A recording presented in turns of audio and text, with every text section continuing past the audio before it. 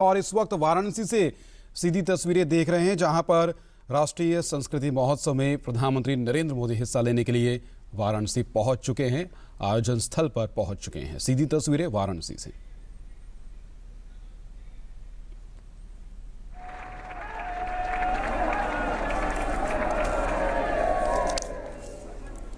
हार्दिक स्वागत अभिनंदन माननीय प्रधानमंत्री श्री नरेंद्र मोदी जी का। स्वागत अभिनंदन मंचासीन सभी विभूतियों और आप सभी विशिष्ट अतिथियों का। महामना पंडित मदन मोहन मालवीय की परिकल्पना का जीवंत स्वरूप काशी हिंदू विश्वविद्यालय अपनी स्थापना का शताब्दी वर्ष भी मना रहा है, इसलिए भी यह अवसर हम सबके लिए बहुत विशेष है। मैं निवेदन करूंगा माननीय प्रधानमंत्री महोदय से कि वे महामना पंडित मदन मोहन मालवीय की प्रतिमा पर माल्यार्पण करने के लिए पधारें।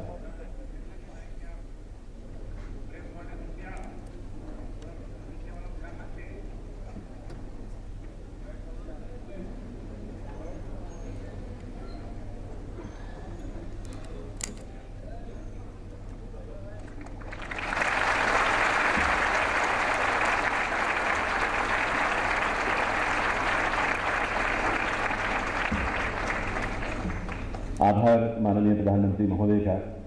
और अब प्रस्तुत है काशी हिंदू विश्वविद्यालय का कुलगीत। कुलगीत के बाद ताली नहीं बजाएंगे, ये निवेदन फिर से आपसे करूंगा। कुलगीत।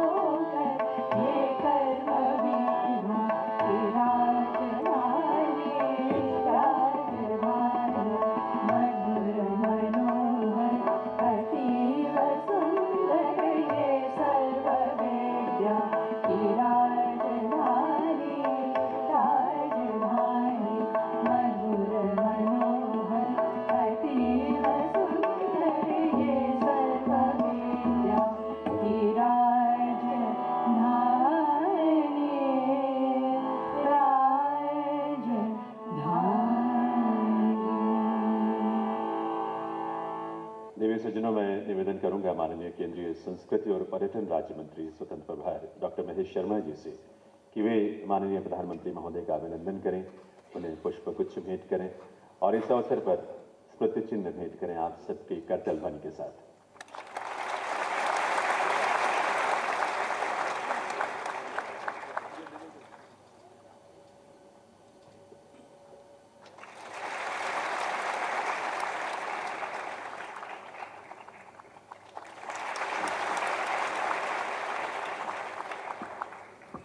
मैं निवेदन करूंगा माननीय प्रधानमंत्री महोदय से कि वे महामना पंडित मदन मोहन मालवीय कैंसर सेंटर काशी हिंदू विश्वविद्यालय का शिलान्यास अपने कर कमलों से करें।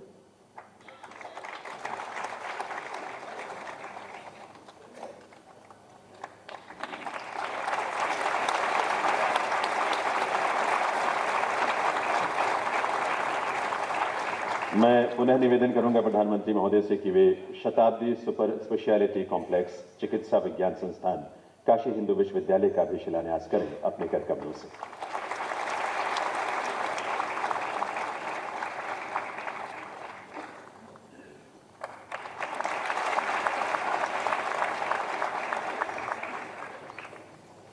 और देवीय सज्जनों, अब मैं विनम्रतापूर्वक आग्रह करूंगा, प्रार्थना करूंगा माननीय प्रधानमंत्री महोदय से कि वे अपने संबोधन के लिए पधारें।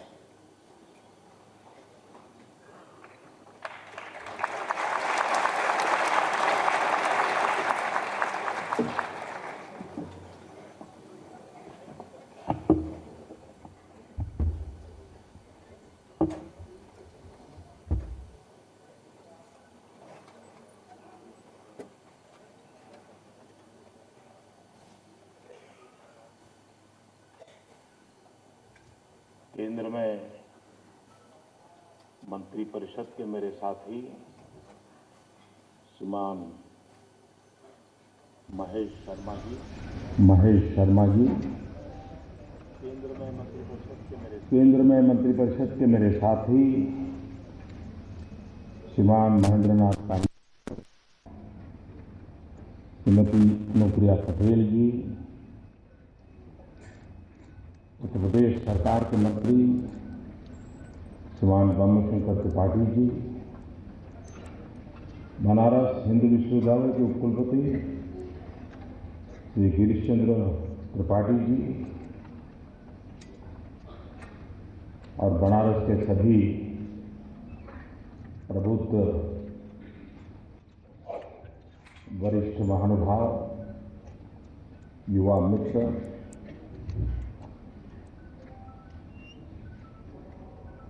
आज यहाँ 3 अवसर एक साथ मुझे सद्भाग्य मिला है।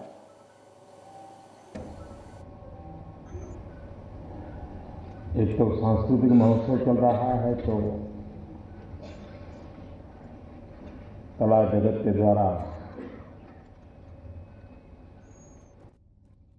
ये मनुष्य रोबोट न बन जाए, इसके लिए भारी जहमत की जा रही है। जो चिंता सता रही है कि विज्ञान और टेक्नोलॉजी मानव को अगर कला से दूर कर दें, सांस्कृतिक विरासत से दूर कर दें, तो देर नहीं लगेगी उसको रोबोट बनने में। और इंसान को रोबोट बनने से बचाने के लिए कला जीवन का हिस्सा होनी चाहिए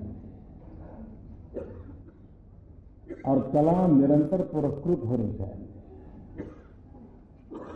अविरत पुरस्कृत होनी चाहिए। हर पीढ़ी दर पीढ़ी इसमें कुछ न कुछ जुड़ते रहना चाहिए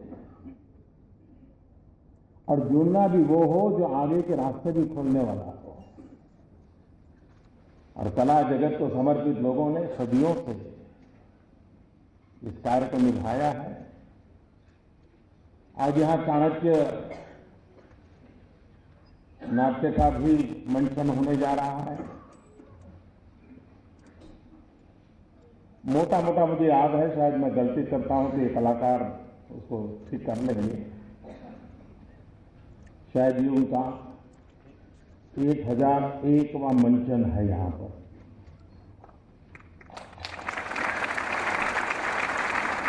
और मुझे याद है कि उनका जो पहला मंचन हुआ था उस दिन मैं मौजूद था।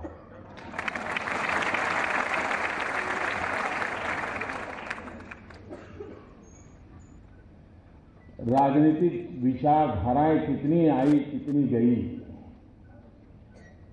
आर्थिक चिंतन कितने ही आए कितने ही गए, लेकिन एक चाणक्य है जो आज भी अजरा अमर है।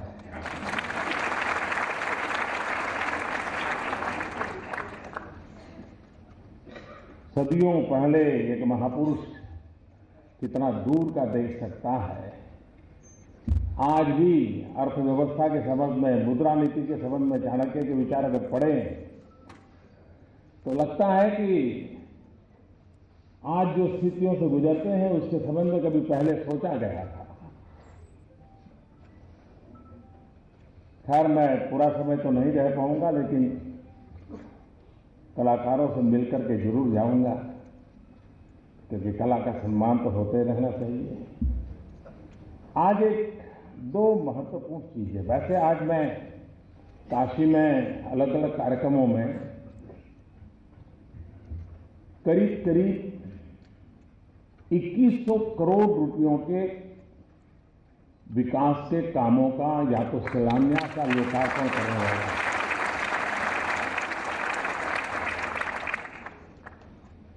आज यहां बीएचयू में जिसका शिलान्यास हो रहा है, बहुत कम लोगों को कल्पना होगी कि इससे आने वाले दिनों में कितनी बड़ी सेवा होने वाली है। हमारे देश में जब भी कैंसर की चर्चा होती है तो मुंबई के टाटा रिसर्च इंस्टीट्यूट की तरफ ध्यान जाता है। भारत सरकार के द्वारा योगदान से वो इंस्टीट्यूट चलती है और उसमें जो लोग आते हैं, मरीज आते हैं, अधिकतम मरीज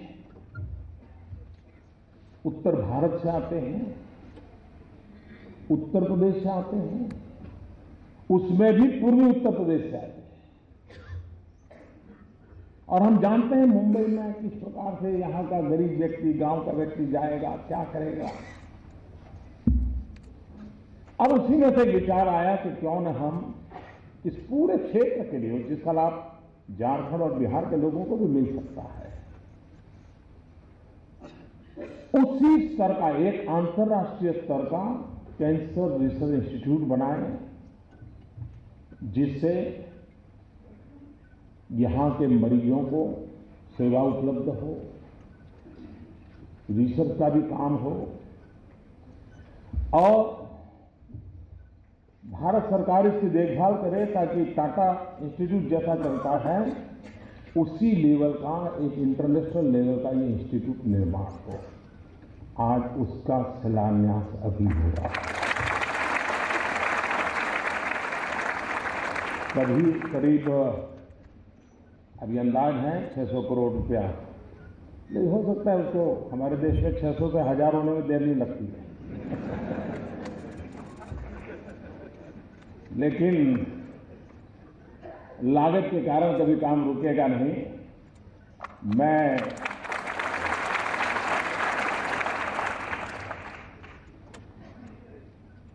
बनारस हिंदू यूनिवर्सिटी का भी आभारी हूं कि उन्होंने इस काम के लिए 10 एकड़ भूमि आवंटित करने के लिए सहमति जताई। तो एक बहुत बड़ा सेवा का काम इससे होगा। आज दूसरा भी एक काम हो रहा है कि यहां पर जो हमारा मेडिकल इंस्टीट्यूट चल रहा है, उस इंस्टीट्यूट के लिए भी शताब्दी सुपर स्पेशलिटी संकुल का भी शिलान्यास किया है।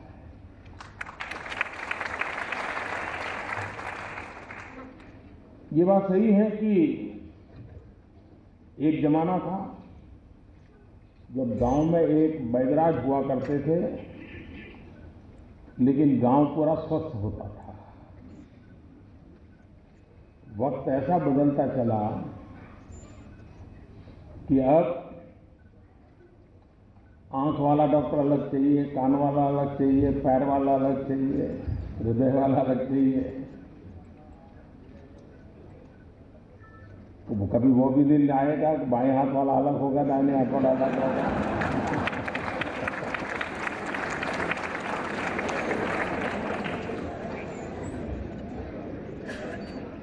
कहने का तात्पर्य है कि अब सुपर स्पेशलिटी का महात्म्य बढ़ रहा है। विशिष्ट बीमारी, विशिष्ट अवस्था का सीधा उसी पे फोकस करके ट्रीटमेंट करना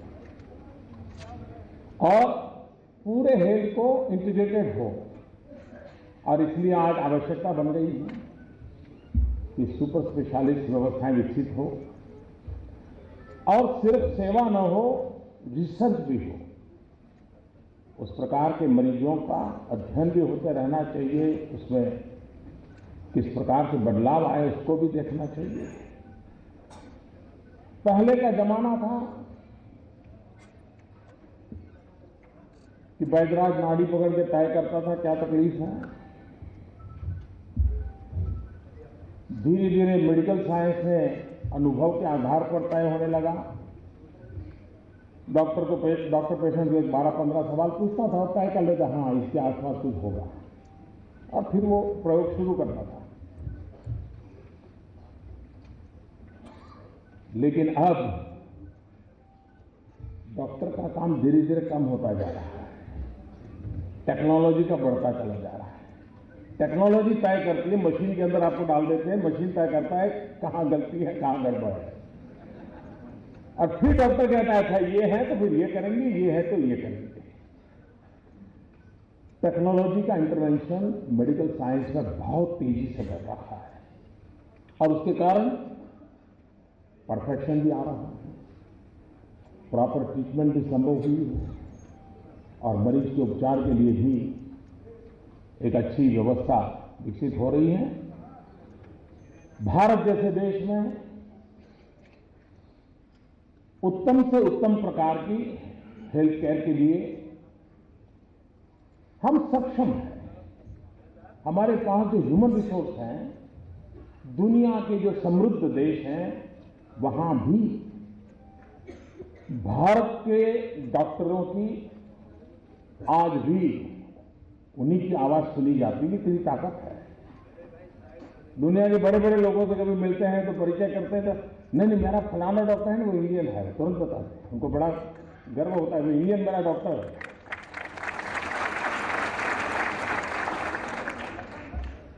और इसलिए हमारे पास ह्यूमन रिसोर्स कैपेबिलिटी जिसको कहें बहुत है, लेकिन हमें गरीब से गरीब व्यक्ति को सस्ते से सस्ती और सही दवाएं कैसे उपलब्ध हो, इस दिशा में हम बहुत आग्रहपूर्वक काम कर रहे हैं। हेल्थ इंश्योरेंस से लेकर के हेल्थ एश्योरेंस पर हम बल दे रहे हैं। स्वच्छता अभियान हो तो भी वो अल्टीमेटली हेल्थ की ही केयर करने के लिए उपकारक होता है। तो ऐसे अनेक विषयों को लेकर के जेनरिक मेडिसिन, दवाइयां सस्ते में मिले और सही मिले, सही समय पर मिले, और इसलिए जन औषधि भंडार बहुत बड़ी मात्रा में उसका भी काम चल रहा है। तो ये जो दोनों प्रकल्प है वो एक प्रकार से गरीब की भलाई के लिए है। और मुझे आज महामना जी की स्मृति में इस काम को करने का अवसर मिला है, ये मैं अपना सौभाग्य मानता हूं। आप देखते होंगे इन दिनों देश का एक बहुत बड़ा सफाई अभियान चल रहा है।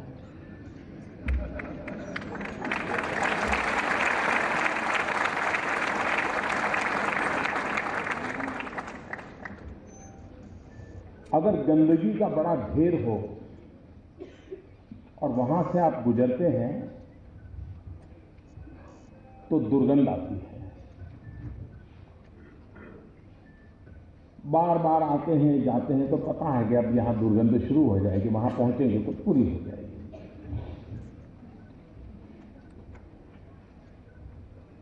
और एक सीमा में दुर्गंध महसूस होती है, उससे ज्यादा फिर महसूस नहीं होती। लेकिन जब उस देह की सफाई शुरू करते हैं तो गंध इतनी ज्यादा महसूस होती है कि वहां से गुजरना मुश्किल हो जाता है।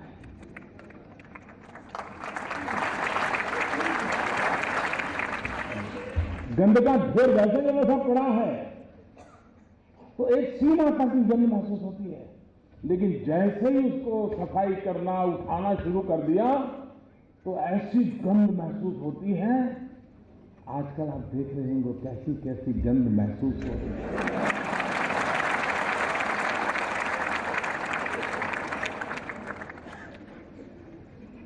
लेकिन एक बार ढेर साफ हो जाए तो फिर मन करता नहीं, अरे ये तो जगह के लिए अच्छी बगीचा बनाया जा सकता है।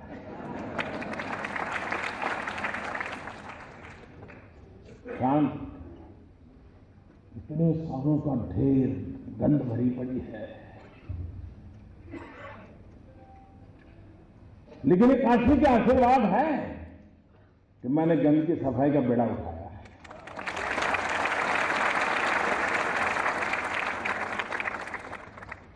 भोले बाबा की धरती के आशीर्वाद में उनको ताकत होती है।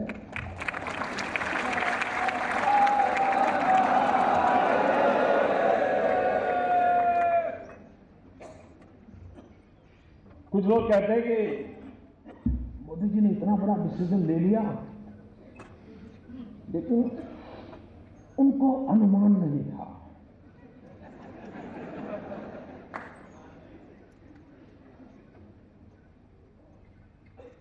ये बात सही है कि बहुत सी चीजों का मैंने अनुमान किया था, लेकिन एक चीज का अनुमान करने में विफल हो गया मैं नहीं कर पाया।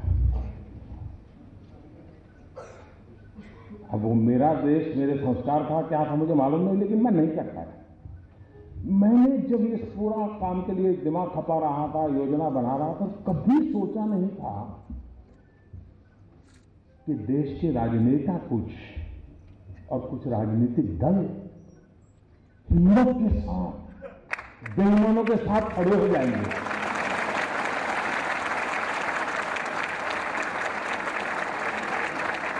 ये मैंने हिसाब नहीं लगाया था, मैंने सोचा ही नहीं था कि संभव है। और आपको मालूम है, अब मैं भी सोच रहा हूं ये सब कैसे हो रहा है। पाकिस्तान घुसपैठियों को हिंदुस्तान में भेजना हो तो क्या करता है, वो सीमा पर फायरिंग शुरू कर देता है, तो फिर हमारी फौज भी बिजी हो जाती है उसके साथ, तो इधर उधर चलती रहती है आमने सामने और लपक करके वो घुस जाते हैं।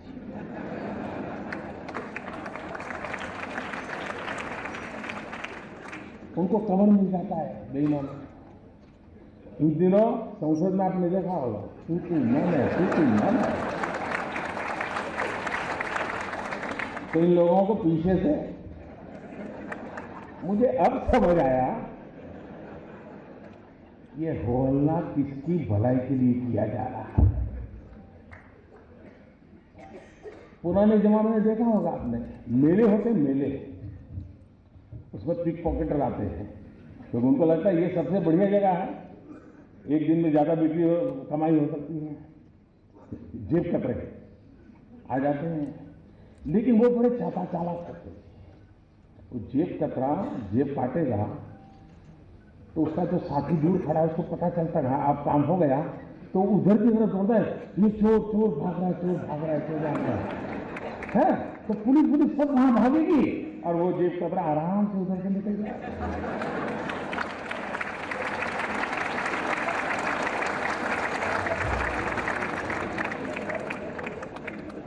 बेईमानों को बचाने के लिए बेईमानों को रास्ता दिखाई दे, न जाने कैसी किसी तरकीब अपनाई जा रही है। लेकिन भाइयों बहनों, देश देखिए, दुनिया को इस बात को समझना होगा, जनता को कष्ट कम नहीं हुआ है, बहुत तकलीफ झेली है, कभी सोची नहीं कि तकलीफ झेली है।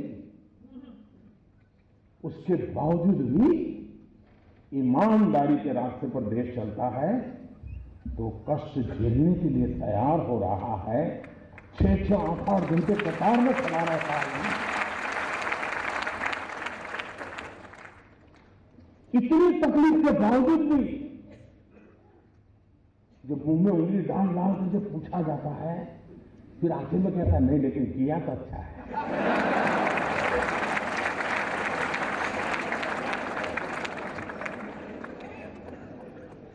साथ मैं देश के राजनेताओं को कहना चाहता हूं कि हम 125 करोड़ देशवासियों की ताकत पर भरोसा करें। ऐसा सद्भाग्य नहीं मिल सकता कि जहां 125 करोड़ देशवासी अपने स्वार्थ के लिए नहीं, कहीं कुछ मिलता और कतार में खड़ा रहे हो तो अलग बात है। ये तो भाई देश का भला हो, कष्ट झेलूंगा, ऐसा साफ दुनिया में कहीं संभव नहीं होगा जी। इन 125 करोड़ देशवासियों को जितना नमन करे उतना कम है, जितना नमन करे उतना कम है। कहीं कुछ मिलता और कतार में खड़ा रहे हो तो अलग बात है। ये तो भाई देश का भला हो, कष्ट झेलूंगा, ऐसा साफ दुनिया में कहीं संभव नहीं होगा जी। इन 125 करोड़ देशवासियों को जितना नमन करे उतना कम है जी, जितना नमन करे उतना कम है। और जब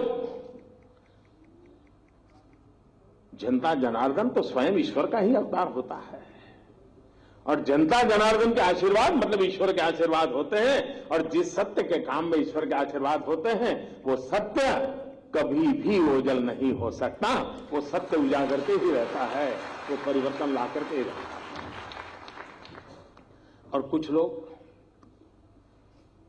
विरोध करने में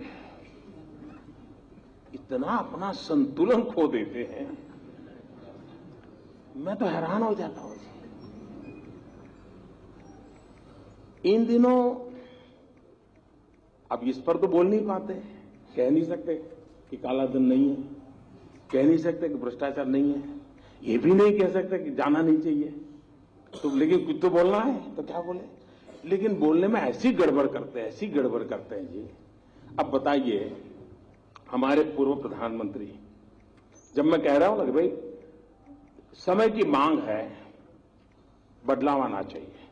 अब एक जमाना था चांदी का रुपया होता था, वही करेंसी में चलता था। वक्त बदलते बदलते कागज का आ गया, चल रहा है कि नहीं चल रहा है। अब वक्त बदल रहा है तो टेक्नोलॉजी से ऑनलाइन बैंकिंग हो रहा है, आपके मोबाइल फोन में ही आपकी बैंक है। तो मैं जब कह रहा हूं कि भाई अब बिना जेब में नोटों के थप्पे भरे बिना भी काम हो सकता है, तो भारत के भूतपूर्व प्रधानमंत्री डॉक्टर मनमोहन सिंह जी, और लोगों को लगता है कि मनमोहन सिंह जी वित्त मंत्री थे, फाइनेंस हमारे देश के प्रधानमंत्री थे, लेकिन बहुत कम लोगों को मालूम है कि 1970-72 से वो देश की अर्थव्यवस्था की कोर टीम में हमेशा रहे हैं। इतने लंबे सर तक और इतने साफ कुशलता, देखो कोई दाग उन पर नहीं लगता है, होता सब है।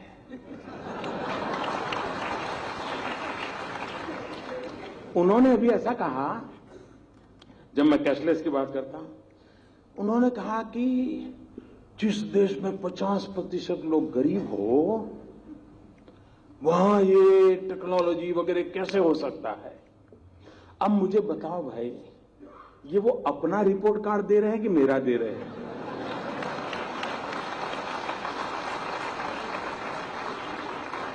ये 50% गरीबी, ये विरासत किसकी मैं झेल रहा हूं जी। मनमोहन सिंह जी, आप विरोध करे कोई बात नहीं, आप पूर्व प्रधानमंत्री हैं, हम गंभीरता से लेते हैं आपकी बात को, लेकिन आप अपना रिपोर्ट कार्ड दे रहे हैं, ये मुझे खुशी हो रही है। उनके एक दूसरे महानुभाव जो देश के वित्त मंत्री रहे, वो लेख भी लिखते हैं श्रीमान चिदम्बरम जी।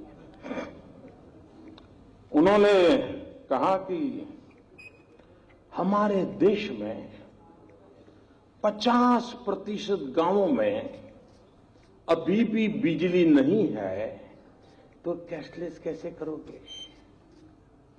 अब बताइए साहब, कहीं पर बिजली थी किसी गांव में, मैंने आकर के खंभा उखाड़ दिएगा।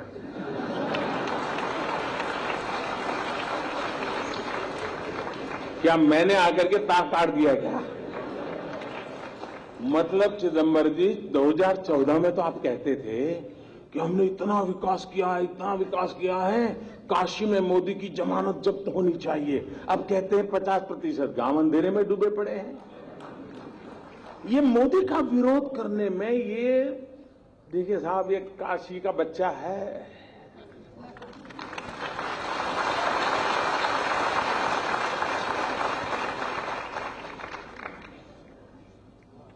काशी की जनता ने मुझे पाला, पोषा, और इसलिए इस पवित्र धरती के आशीर्वाद है कि इधर से हो उधर से हो, तुमसे सच निकलवा के ही रहेगा।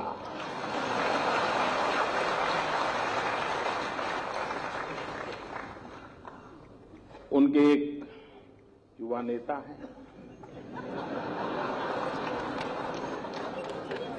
अभी भाषण सीख रहे हैं। ऐसे करते वो भी ऐसे करते।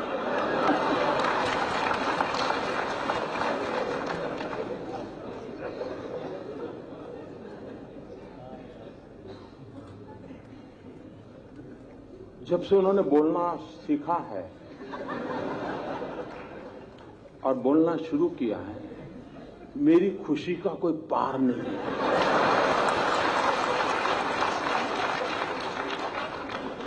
2009 में पता ही नहीं चलता था कि भाई इस पैकेट के अंदर क्या है, पता ही नहीं चलता था। अब पता चल रहा है कि भाई ये है, ये नहीं है।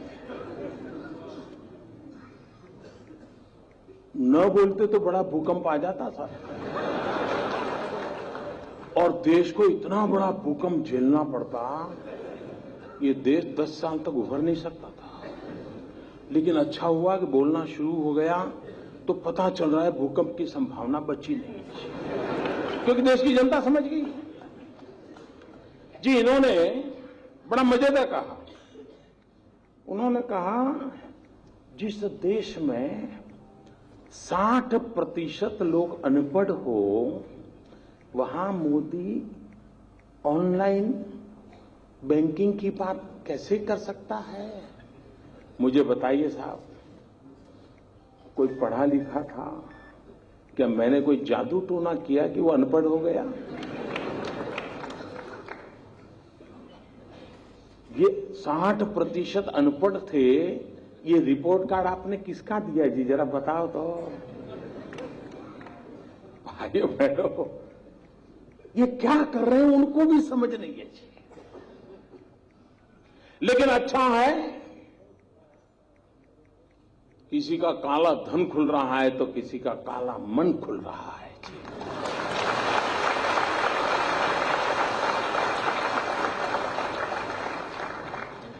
लेकिन देश साफ सुथरा होकर के, स्वच्छ होकर के,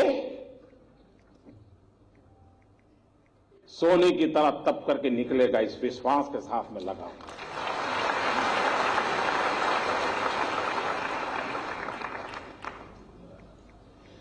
मैं यूनिवर्सिटी के कैंपस में आया हूं, पढ़े लिखे लोग हैं, मेरा आपसे आग्रह है, मेरी बीएचयू के सभी नौजवानों से आग्रह है, जो इस सभागृह में होंगे, जो बाहर होंगे, सबसे आग्रह है, और भूतपूर्व विद्यार्थियों से भी आग्रह है मेरा।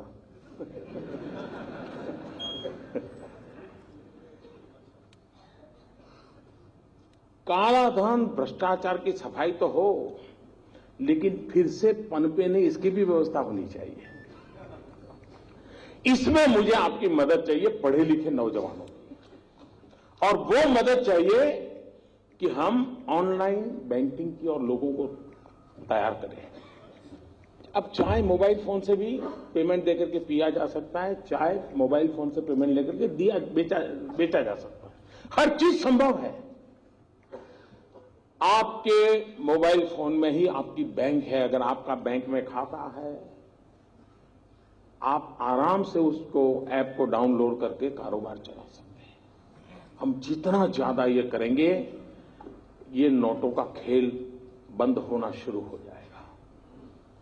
और इसलिए भ्रष्टाचार, काले धन के खिलाफ की लड़ाई हमको जीतनी है। जाली नोट, उसको तो 8 नवंबर को ही उसको दफना दिया गया। आतंकवाद, नक्सलवाद, माओवाद, नॉर्थ ईस्ट में इंसर्जेंसी, सारा कारोबार एक झटके में चौपट हो गया। बहुत बड़ी मात्रा में नक्सल लोग आजकल सरेंडर करने लगे हैं, क्योंकि खिलाएगा कौन? पुरानी नोट तो चलती नहीं है। भाइयों बहनों, कुछ निर्णय ऐसे होते हैं कि जो समाज जीवन में एक बहुत बड़ा बदलाव लाते हैं। और कुछ लोगों को विरोध करना है। आप हैरान होंगे साहब, देश की सेना के जवान मौत को मुट्ठी में लेकर के पाकिस्तान में जाते हैं, आतंकवादियों से भिड़ते हैं, उनका खात्मा बुला करके वापिस आते हैं, जिंदा लौट करके आते हैं। कुछ लोगों को उसकी भी परेशानी हो गई कि सर्जिकल स्ट्राइक हुआ था कि नहीं हुआ था, बताओ। फिर उनको लगा कि देश का मिजाज अलग है, तो फिर चुप हो गए। देश की इंस्टीट्यूशंस पे इस प्रकार से माहौल बनाना कितना शोभा देता है क्या है। लेकिन मुझे विश्वास है मेरे प्यारे भाइयों बहनों, और काशी की धरती पर से मुझे जो आशीर्वाद मिले हैं, नई ताकत मिली है, मुझे विश्वास है कि देश जिन इरादों को लेकर के हमारा साथ दे रहा है, इन इरादों को पूरा करने में हम कोई कसर नहीं छोड़ेंगे। बहुत बहुत धन्यवाद।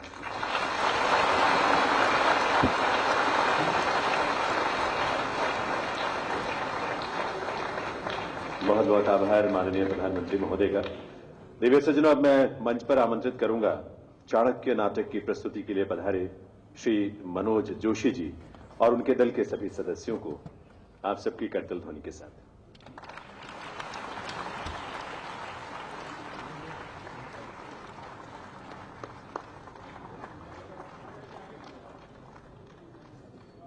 चाणक्य जिसकी 1000 प्रस्तुतियां हो चुकी हैं, आज 1001वीं प्रस्तुति को देखने का अवसर अब से कुछ ही देर बाद हम सबको मिलेगा। ये कलाकारों का पूरा दल, मनोज जी और उनके सभी साथी कलाकार, सह कलाकार, पूरी टीम यहां आई है।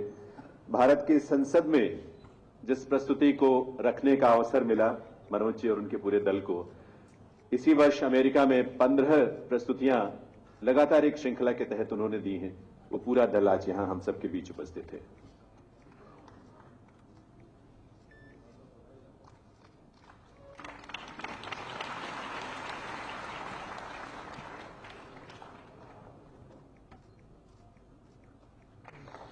बहुत बहुत आभार माननीय प्रधानमंत्री महोदय का, उनके यहां पधारने के लिए, उनके संबोधन के लिए, उनकी गरिमामयी उपस्थिति से।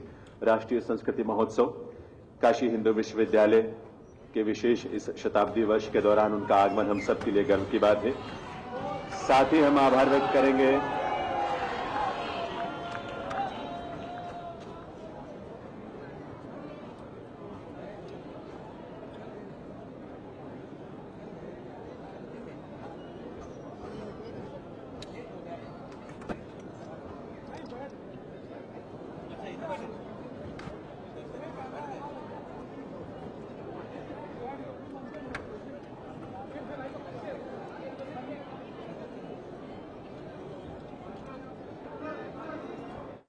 आप सभी बैठ जाएं सभागार में, आप बैठ जाएं प्लीज। तो देवी सज्जनों, आप सबकी करतल ध्वनि के साथ एक बार पुनः बहुत बहुत आभार माननीय प्रधानमंत्री महोदय का, उनके गरिमामयी उपस्थिति के लिए। आभार डॉक्टर महेश शर्मा जी, केंद्रीय संस्कृति और पर्यटन राज्य मंत्री, स्वतंत्र प्रभार भारत सरकार। डॉक्टर महेंद्र नाथ पांडे जी, केंद्रीय मानव संसाधन विकास राज्य मंत्री भारत सरकार। Shrimati Anupriya Patel. That was the live that you were watching from Varanasi, Prime Minister Modi's parliamentary constituency, where he laid the foundation stone for the cancer centre and the super speciality hospital. Clearly, the focus being on better health services for people in that area so that they don't have to cover the long distances, but that better and affordable quality health services are provided at their doorsteps in the area as well. And that's what the Prime Minister also spoke about, that is the need of the hour, and that clearly is the government's focus, and the government will remain committed to that. He's also spoken about how the country possesses immense human resource capabilities, and that clearly needs to be tapped. The Prime Minister was also referring to the crackdown on black money as well, and how it is committed to fighting against that fight against black money will continue, the black money cleanup across the country. And of course, they're towards the end thanking the entire country for supporting the government in its development initiatives and the fight against corruption, fight against graft that the government has undertaken. You're watching